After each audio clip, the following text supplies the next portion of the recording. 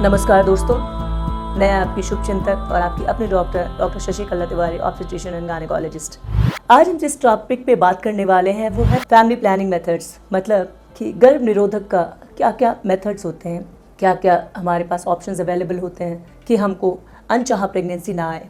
जब मैं अपने प्राइवेट प्रैक्टिस में काम करती हूँ दोस्तों, मोस्ट कॉमन चीज़ जो फीमेल्स लेके आती हैं वो होता है अबॉर्शन, मिसकैरेज, अनवांटेड प्रेगनेंसी।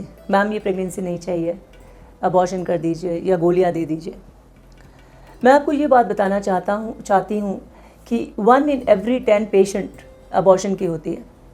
जब मेरे पास इतने डेटा हैं तो बाकी सोचिए आप बाकी गायनेकोलॉजिस्ट के पास कितने सारे पेशेंट आते होंगे जो अबॉर्शन कराने के लिए आते हैं। ये तो हो गई जो आते हैं। बाकी जो पेशेंट जो हेजिटेट करते हैं, जो जाना नहीं चाहते हैं, कुछ ग्रामीण पेशेंट हैं जो उनको लगता है ये गलत है, ये पाप है, हम किसी को बता नहीं सकते हैं और वो खुद से अबॉर्शन करने की कोशिश करते हैं। मेरे ख्याल से आपके लिए ये जानना बहुत ज़रूरी है कि अबॉर्शन इतना सिंपल नहीं होता है। एक डिलीवरी में, एक नॉर्मल डिलीवरी में जितना ब्लड लॉस होता है, जितना डेफिशिएंसी होता है कैल्शियम का और आयरन का, उसके अगर आप 100% नहीं तो 70% तो बोल ही सकते हैं कि अबॉर्शन में भी उतना ही लॉस होता है। आपको इस समय नहीं पता चलेगा जब आप यंग हैं, लेकिन जब आप 45 क्रॉस करेंगी तब आपको कमर का प्रॉब्लम, घुटने का प्रॉब्लम बढ़ जाएगा, क्योंकि आप कंटिन्यूसली अबॉर्शन करवाई हैं और आप शरीर और नहीं ले पा रहा है। जितने भी स्टोर्स थे वो सब चले गए हैं। तो मेरे को लगता है दोस्तों कि क्यों अबॉर्शन कराएं, क्यों हमें जो प्रेगनेंसी नहीं चाहिए वो हम लें, जब हमारे पास इतने सारे ऑप्शंस हैं। तो अगर आप फैमिली प्लानिंग मेथड्स यानी कि बच्चा नहीं लेने के लिए उपाय के बारे में जानना चाहते हैं तो मैं आपको बताऊं कि बहुत सारे ऑप्शंस आपके पास अवेलेबल हैं। ऑप्शंस की बातें करें तो कॉपर टी, IUCD जिसको कहते हैं कॉपर टी, आप सब ने, मुझे लगता है 70% जनता कॉपर टी के बारे में जानती होगी, जो सरकारी अस्पताल में फ्री ऑफ कॉस्ट होता है और हमारे क्लिनिक में या OPD या फिर IPD सेटिंग में एक मिनिमल अमाउंट में हो जाता है। कॉपर टी का ही एडवांस वर्जन होता है मिरेना। ये दोनों हार्मोन्स के थ्रू काम करते हैं। इसको आपके बच्चादानी के अंदर रखते हैं और आपको रोज़ गोलियां खाने का कोई टेंशन नहीं है। ये धीरे धीरे अपना काम करता है।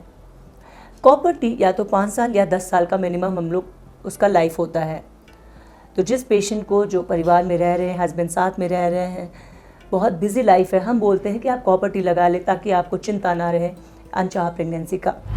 Other than copper T, OCPs होते हैं जैसे कि माला डी, माला एन, फेमिलॉन, मोस्ट कॉमन दवाई जो एक रिप्रोडक्टिव एज ग्रुप की ओर यूज़ करती है वो होती है गर्भ निरोधक गोलियाँ यानी कि oral contraceptive pills. Oral contraceptive pills का वही रूल है कि आप महीना के 3रे दिन से शुरू करें, 21 दिन तक या 28 दिन तक जैसा कि पिल हो वैसा करें और फिर इसको छोड़ दें। फिर आपको 5 दिन में ब्लीडिंग हो जाएगा, उसके बाद वापस से आप 3रे दिन से शुरू करें। ओरल कॉन्ट्रासेप्टिव पिल्स के फ़ायदे ये हैं कि वो सस्ता होता है, इजीली अवेलेबल होता है। आपको किसी डॉक्टर के पास नहीं जाना है कि मैडम आप लगाइए, आपको बस बता देना है, बता देंगी डॉक्टर साहब ऐसे ऐसे खाइए, आप बस अपना आराम से खा सकती हैं। प्रॉब्लम क्या है OCP पिल्स के साथ कि आप भूल सकते हैं।